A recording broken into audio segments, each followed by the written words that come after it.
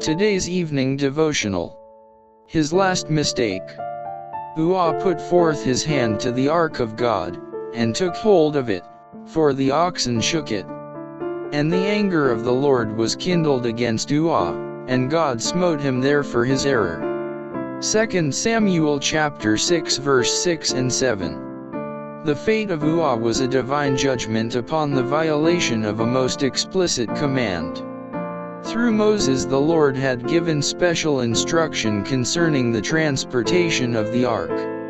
None but the priests, the descendants of Aaron, were to touch it, or even to look upon it uncovered. The priests were to cover the ark, and then the Kohathites must lift it by the staves, which were placed in rings upon each side of the ark and were never removed.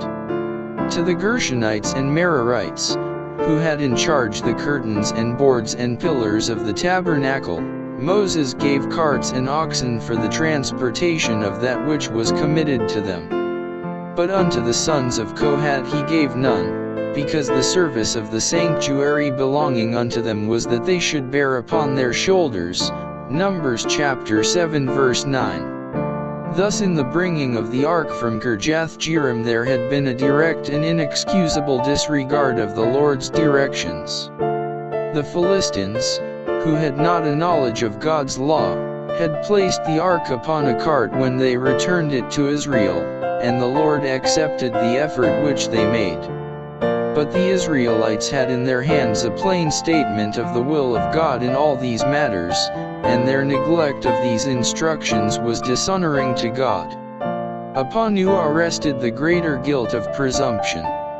Transgression of God's law had lessened his sense of its sacredness, and with unconfessed sins upon him he had, in face of the divine prohibition, presumed to touch the symbol of God's presence.